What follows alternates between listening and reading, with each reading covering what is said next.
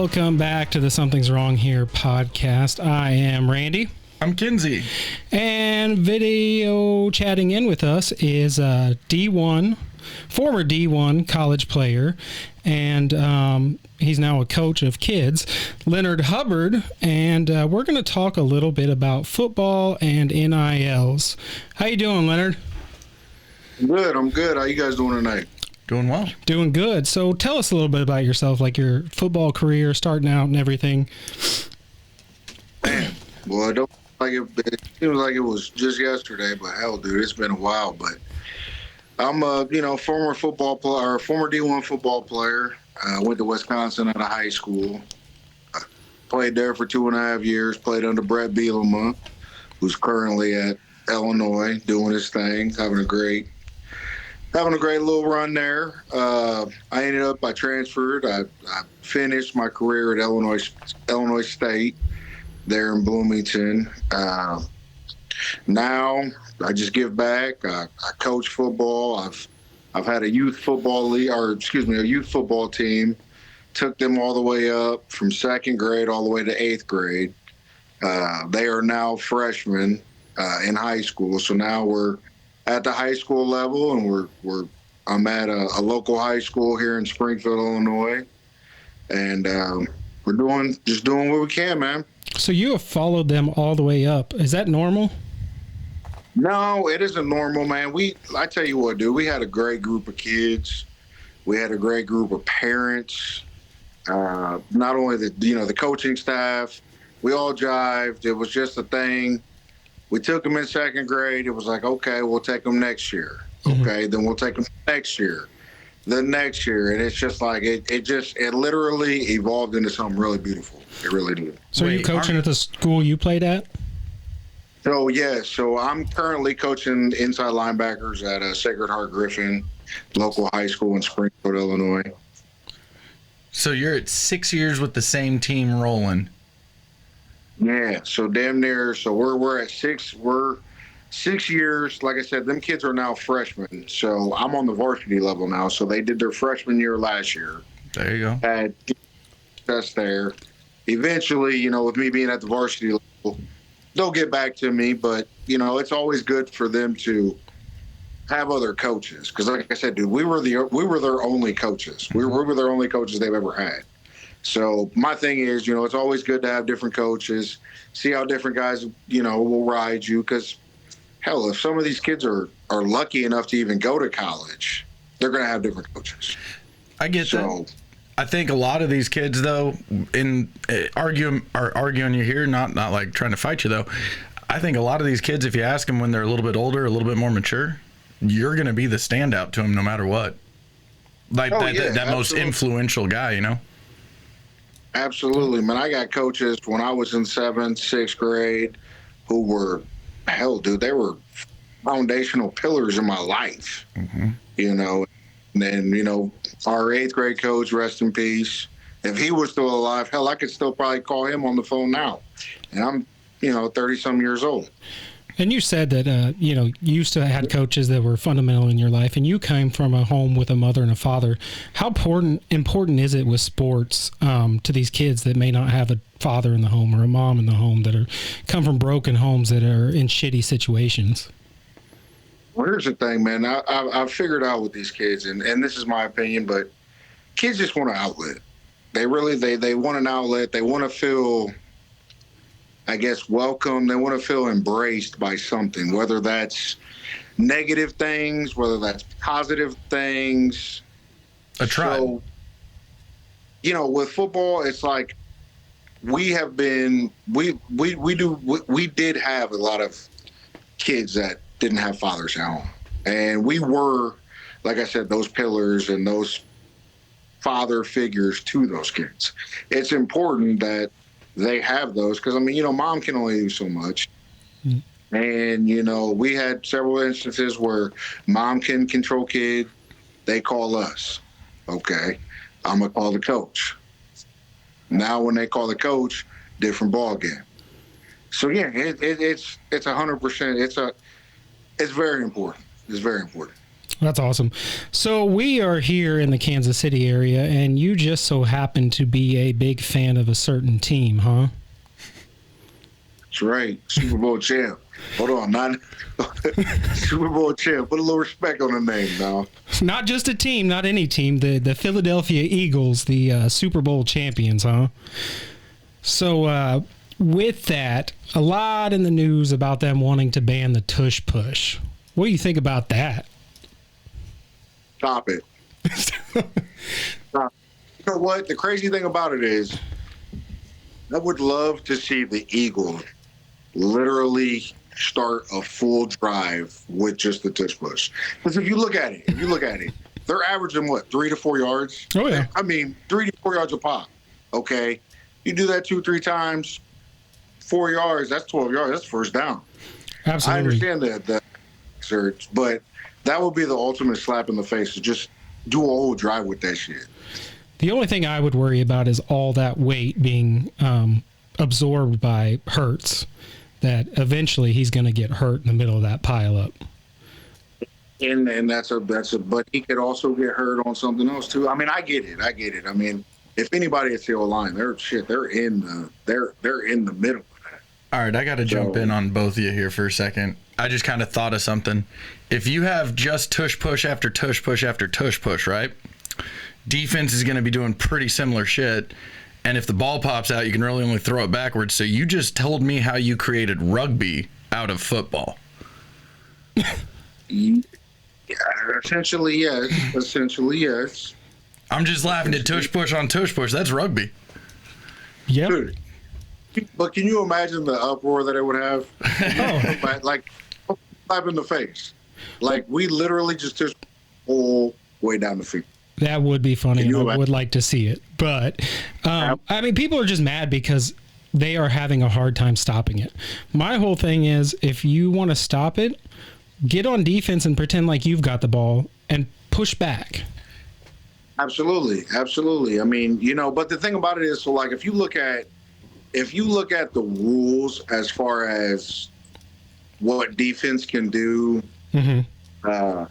for extra points and stuff, and pushing behind the players. Correct. There is a bit of a gray area there. Well, I believe there was a rule that was implemented in, 2013, where the D-line was pushing a lineman through to block PATs, and they banned that. So, there, like you said, there's this gray area that maybe you really can't do it on defense, so that's where the pushback's kind of coming from. Right. So, I mean, I guess, there is the gray area there. There's definitely the gray area there. Well, we were talking about rules and stuff. What do you think about the current state of rules and everything with has football gotten soft? Like, you've got a running back, or especially a quarterback, running on the sideline. Guys are afraid to hit them now. Football hasn't gotten soft. No? The player balls. Yeah. You're looking at these big, 6'3", 6'2", 250, 260-pound guys. And, I mean, I can see where they can, pass interference, whatever, hitting on the quarterbacks. But, like, these guys are really moving. Like, guys are really moving. Yeah, I mean. And it's hard to play defense right now. It's really hard to play defense. Have you guys seen the science on the tush push? No. What's that? So Neil deGrasse Tyson actually broke down with coaches the science and the physics behind the tush push and why it's pretty much 100% effective. Well, if you look at the tush push and you look at Jordan Mailata, the Eagles' right tackle, he's got a rugby background. Mm-hmm. I mean, you can't tell me he doesn't have any connects on the rugby side that are like, not coached him up, but like, giving them tips on how to effectively run a scrum, because essentially that's what it is. Oh yeah, absolutely. It's 100% just a scrum. It's why I thought the Chiefs might have drafted a rugby player for a bit there, for some portion or potential, like, they ended up cutting him, didn't they? Yeah, they didn't keep him, but I thought that might have been something they were trying out when they did bring in a rugby player, because it was pretty big headline here. Yeah, it was. So you mentioned that they're really moving. What are your thoughts of like the risk versus the reward with like they've got the new helmets out now. None of the players are wanting to wear them to protect themselves from the CTE. What do you see for the future of that? I mean, are you guys implementing anything in high school? Because, I mean, that's the early stages of it. It doesn't really happen in high school. You don't see it till later, but maybe it could be starting at the young ages. We're always trying to keep the head out of it.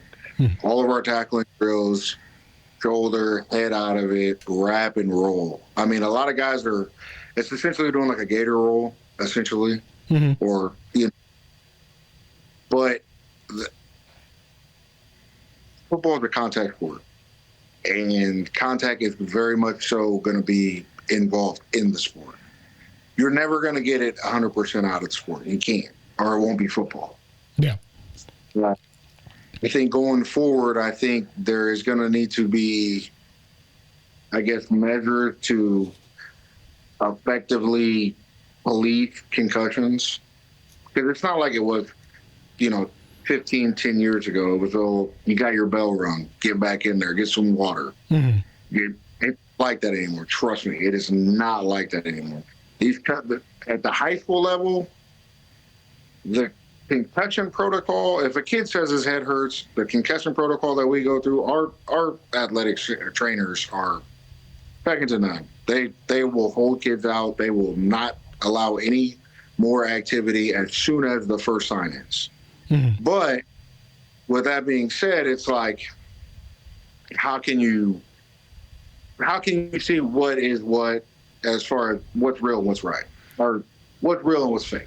So I don't know. Let me defend you for a second there on that one, because if you look at some of these CTE studies, they were saying kids that haven't played football but were just jet skiing at the lake during the summer and stuff, and people jet skiing can get CTE signs and symptoms and like showing measures of CTE. I did see a report on that this week.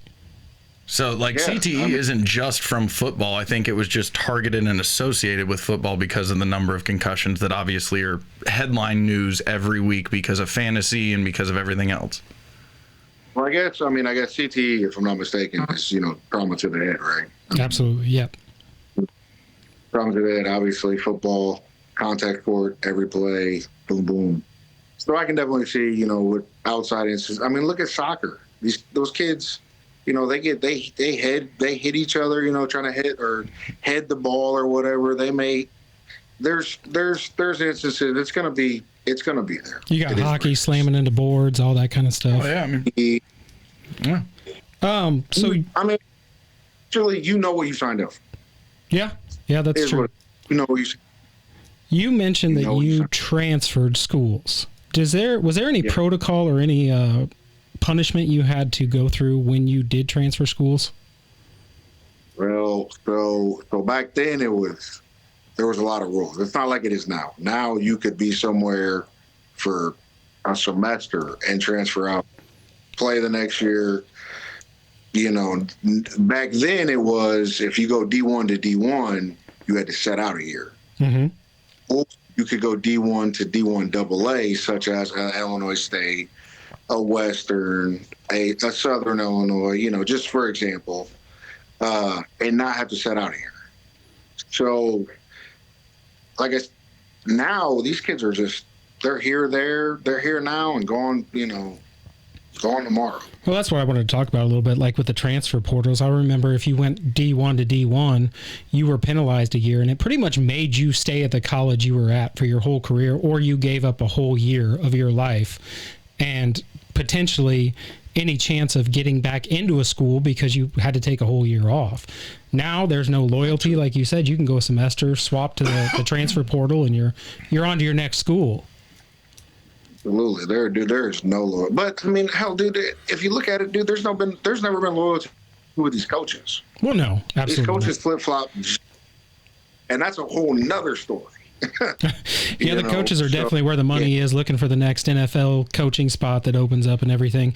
But with that transfer portal comes the NILs. How much would an NIL have changed your life if it was allowed back then?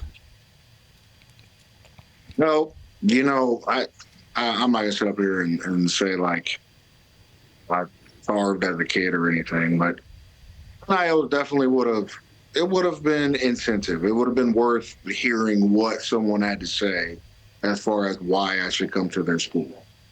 You know, and they're basically, you're leasing a player. You're leasing a kid. You're leasing a player for an X amount of a year, or two, or however long they plan on being at that institution. I think in my case, I think it would have definitely benefited me. Yeah, there's no doubt it would have benefited you at all. But what about the players now? It looks like they're all showing up with $250,000 necklaces, showing up with Lamborghinis.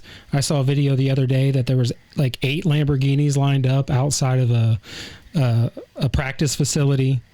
Has it gotten too much out of control? I mean, these are 18-year-olds. Depends on who you ask. Depends on how you want to look at it. These institutions make millions of dollars each year. The likeness of these kids, millions of dollars. Should they be compensated? Yes. Should there be, and in my opinion, the NIL ruling and how these kids how they're distributed the money, in my opinion, I think there needs to be some tweaks to it. But like anything, there's always an initial push for it, then they retool it, they figure some things out, they see what worked, what didn't work.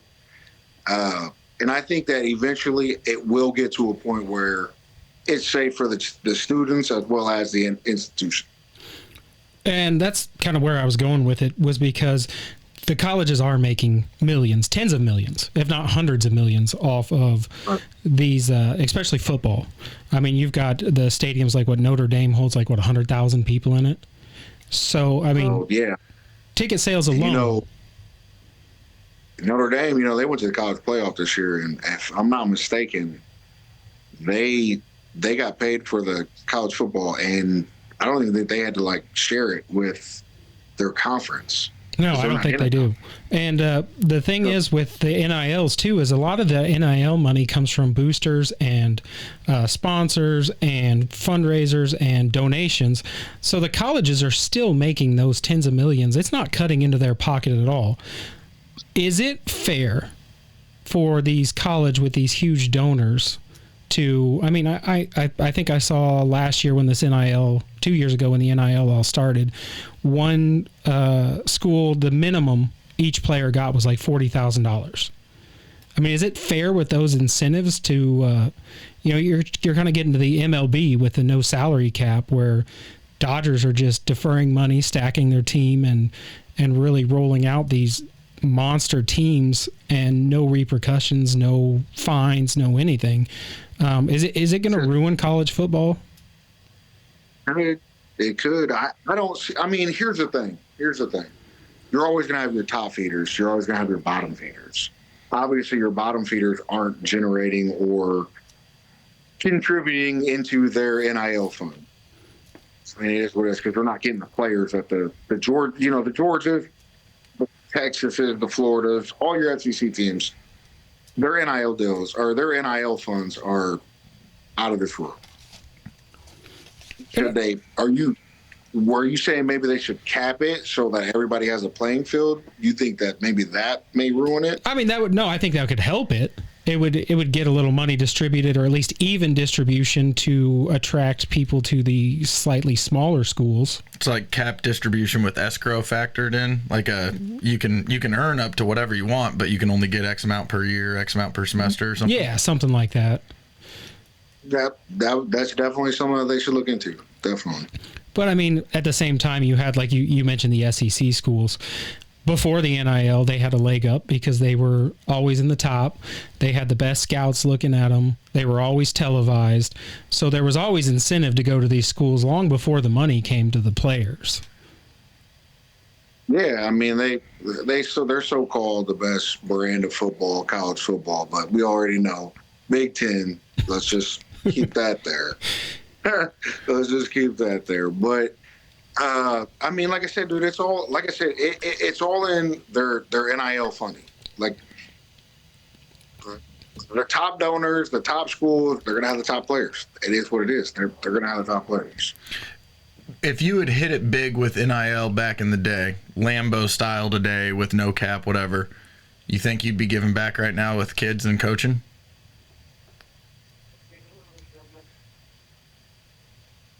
I would like to say yes. I would like to say yes. I think it takes. I think it takes a different. Oh, I think there's got to be a struggle to understand and like a real grind like you've got. It sounds like to do what you're doing, and then also to realize it's time to get back and do something like that. Like we were saying earlier, these kids, they just need an outlet.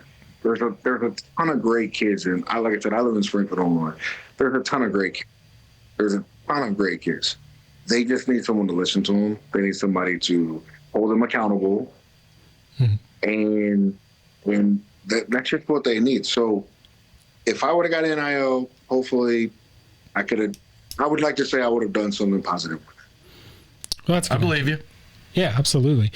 So now they've got all these NIL deals and everything, and I think you saw it with, Hunter from Colorado, getting a lot of hate. It kind of brings all these, the bottom feeder women out wanting a little piece of this money too. I mean, usually only athletes have to deal with it once they get into the pros, but now these college athletes are having to deal with the women after them trying to get their claws in and get that money.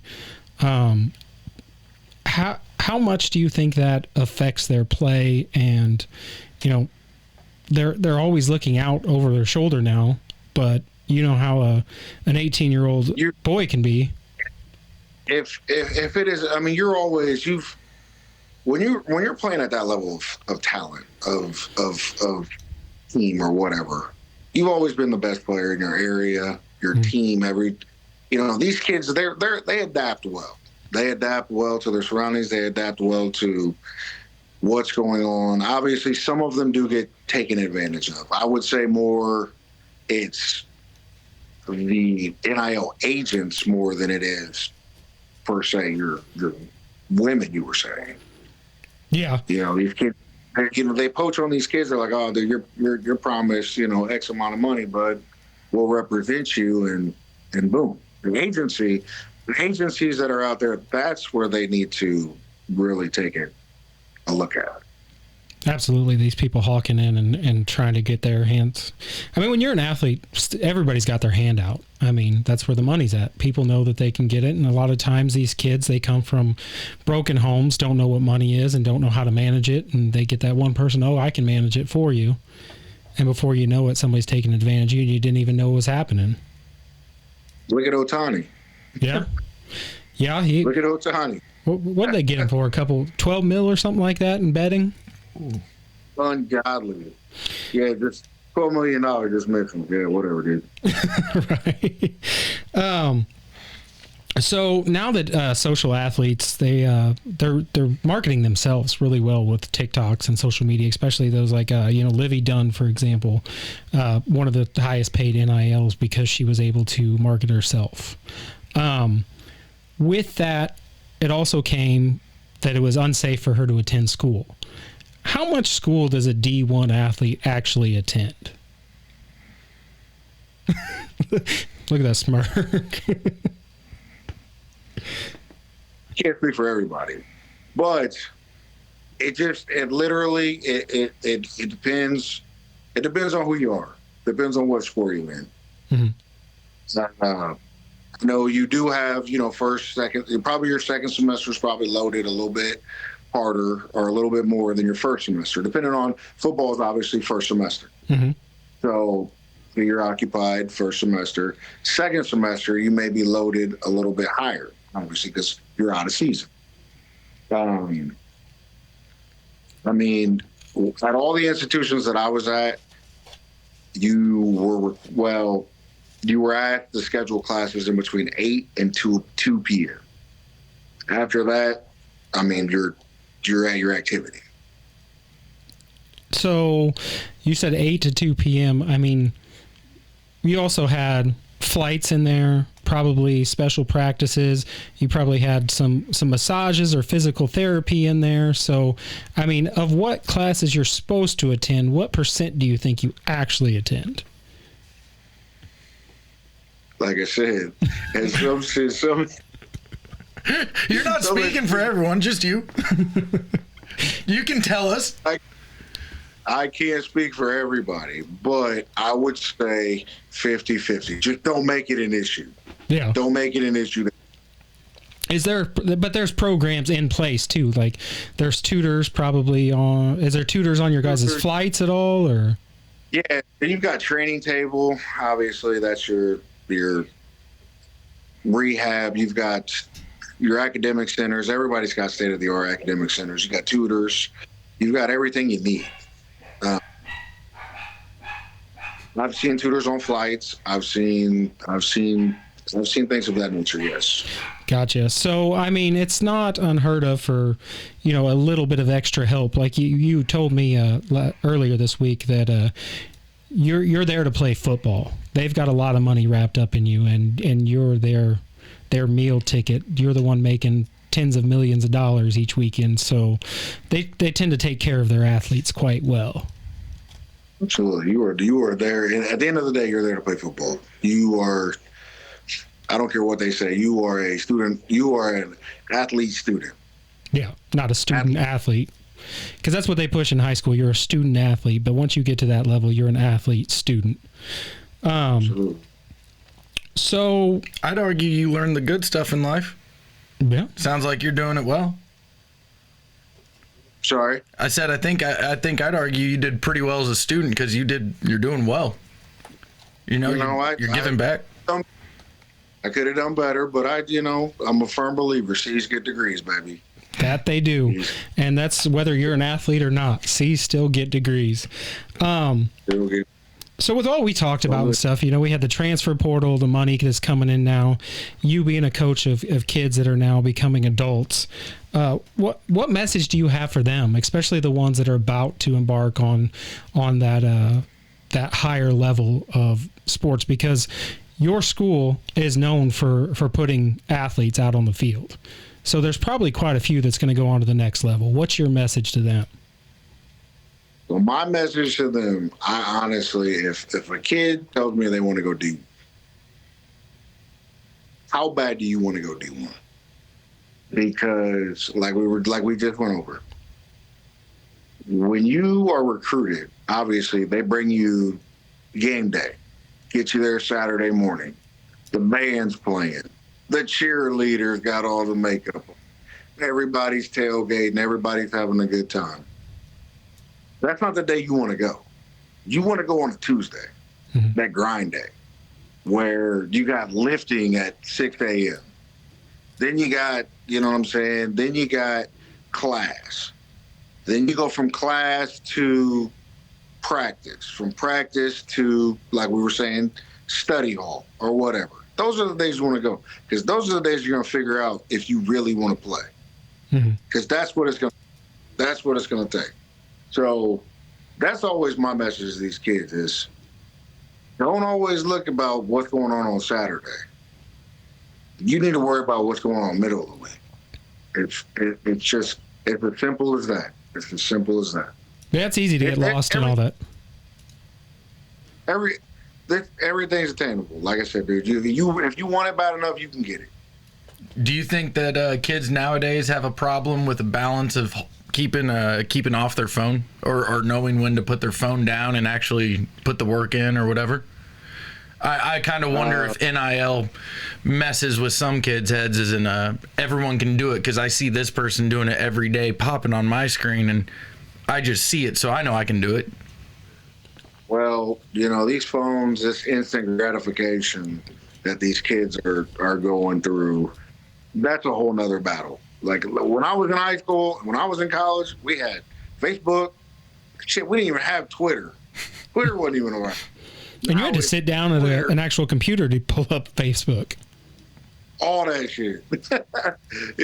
So now it's just instant gratification. And yes, I do think that some kids, they've been told that they're the best thing since sliced bread. And they get on campus and they get humbled real quick. Just is what it is. So I do think that, like I said, there is an issue with it, but that's where you're going to have coaches who humble these kids and tell them, hey, dude, There's a kid out there who's working just as hard as you. He's working actually harder than you. Put your phone down. Let's get it. Let's work. Because that's what it's going to take.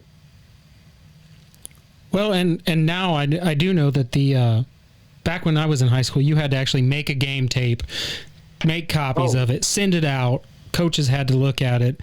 Now they've got these portals to where they can see the whole game. Everything gets uploaded to it. With that being said, how much does that help cut through the bullshit of everything that coaches can now see full games and not just the highlight reels? They don't lie. The film never lies. So you can have these coaches. This kid, what he shows on tape, that kid. So yeah, it has its benefit, its faults. Gotcha. We'll just dub that in as what you said with what happened on this end. Right? Yeah, it's kind of cutting at the screen. There it goes. You're good. I think we actually knew what you were saying and actually got to the message there. But well, I got the message, yeah, but I don't know if it came through on the audio or not. We might have to dub that one over. Yeah. The screen kind of turned blue for a second. But kind of to wrap this up, what do you want to see change in sports? Whether it be from how players are compensated to the rules to the way kids approach it. It can be anything. What would you like to see change? I would just love to see the love for the game come back. The love that, when you pay, like we said, NIL, now it becomes a business. Now you're not doing it because you like it. Now you're doing it because it's your job. I'm a firm believer, dude. I love the innocence of, of a kid saying, yo, I love football. It's what I eat, sleep, and dream about. That's what I want to see. I want to see these kids fall back in love with the game. I don't know how we can get back to that level. Maybe we need some more positive role models in the NFL, maybe the college level, hell, maybe even our high school level. But I just hope, and I just want the love for the game to stay the same or get better. Yeah, I think it's going to be tough with that instant gratification that you talked about, because football's not a sport where you just are good at it, go out and excel day one. It's a team sport. So, I mean, there's a lot more that goes into it than just being a good player. And until we get over that instant gratification, which I think we'll get back to, the phone and all that stuff will die off a little bit. But for right now, I don't see it changing anytime soon. No. I mean, I just think that we're in a football changes, dude. Football, the game of football, and it's always evolving. It just, we're in that phase of the game right now. And that's what I constantly remind coaches, you can't coach these kids like you did in 5 years ago. Different type of kid, for whatever reason. Yeah. We as coaches, we got to adapt to coaching these kids. We can't lose our principles and our foundations as coaches. There's absolutely, 10 non-negotiables. I don't want to go off on tangents, but as a coach, you got to have 10 non-negotiables. Mm-hmm. And like I said, we just got to adapt to the kids. Well, that's a good attitude to have, because I don't think a lot of coaches, especially the older ones, are probably doing that. They're probably, it worked in the past, so it's going to work now. I mean, you got to adapt to the kids. Y'all made them. Shit. You can't make them and not adapt to them. So, absolutely. Do you ever think we'll see a woman football player in the pros? One more time. Do you think we'll ever see a woman football player in the pros? I think she'll be there before you know it. I don't know though. Trump said you can't you can't mix the women and the men. So I think it was the men and women's. I think you can still have women in men's sports. So all right, what year is that in the NFL script, guys? Come on, help me understand it. What year is that in the script? That is funny you said that, because I did want to ask you. A lot of people have this conspiracy theory that the whole NFL is scripted and college is the starting point to where the best actors get the jobs in the NFL. How much bullshit is that? Dude, if it was scripted, don't you think it would have came out by now? Well, there's like, past goes back play. to, well, the thing about it is, like, dude, everything is instant. Like, everybody's got their phones out of these games. Mm-hmm. Like, bro, like, come on. There's no way it's scripted. I think that there's things that happen in the game that tend favorable to another team, but it ain't scripted. It can't be. With it not being scripted, and I'm on your side here, I think we could probably all at the table agree to the same thing here. The NFL is an entertainment-based company, and at the end of the day, I think their product is meant to be entertaining. So I think the refs do get a little guidance as to which direction calls need to go to keep that entertainment factor and that pucker factor alive. 100%, absolutely. They know how to keep drives going. They know how to stop drives. Oh yeah, there's hundreds of millions of dollars riding on each game, so there's incentive to keep it close. It's all ran by the mob. Well, yeah, organized mob there in Vegas. So that's a mob. There's a direct phone line from Vegas to each sideline. Hey, we need you to fumble this one. They are richer than shit too. Right. So, I mean, we're talking about football and stuff, but I want to throw this in there. Football, I think the average player plays like 3 to 4 years. If they're a Pro Bowl player, they get to like 8 years.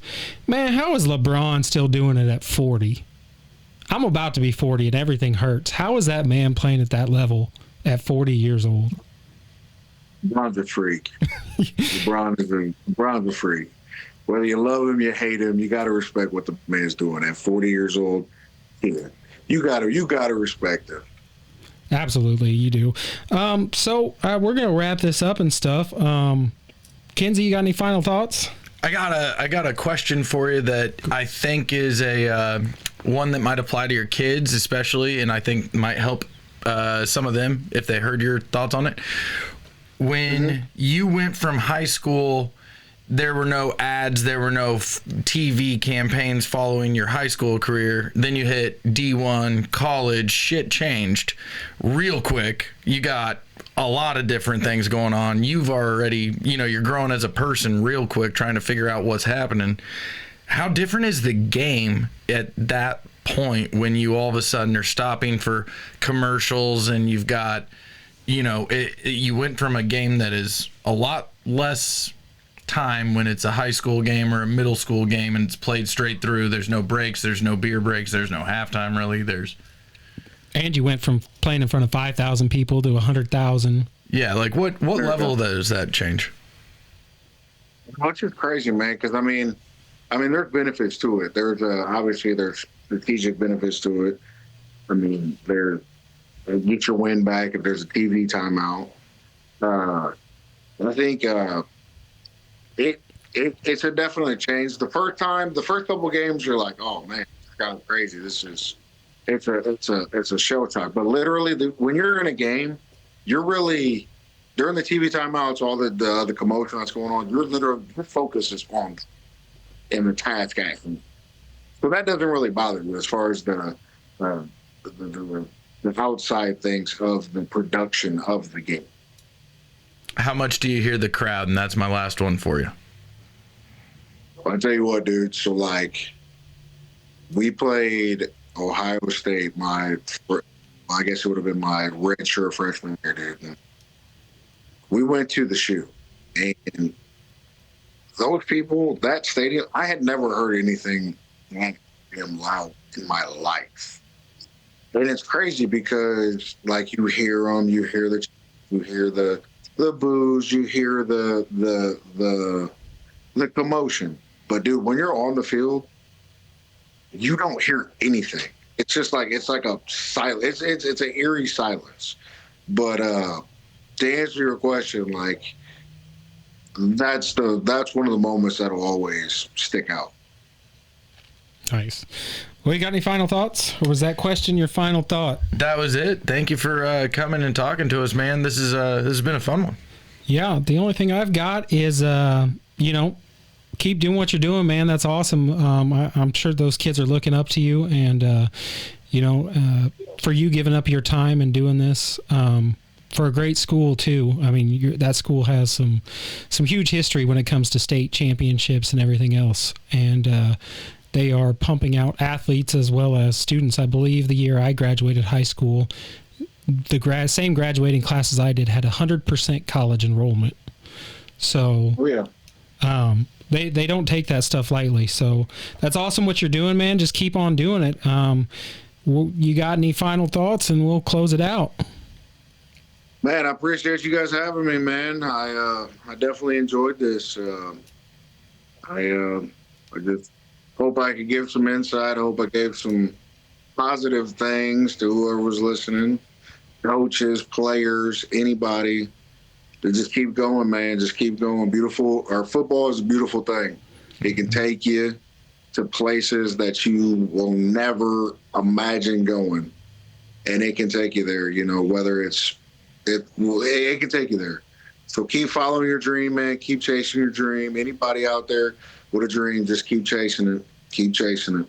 And then you can be like the Philadelphia Eagles and Super Bowl champions. All right, put a little respect on their name now. Hey, just so we're on the same page, this is a Dim Boys. Oh, he knows. Listen, he has been Dim Boys for forever. Oh, did a little moving. Trust me, I saw he chased a shiny object and licked a window just a little bit ago. On that, we are out of here. Thanks, buddy. All right, fellas. Take care, my man. I appreciate it. Appreciate you guys having me.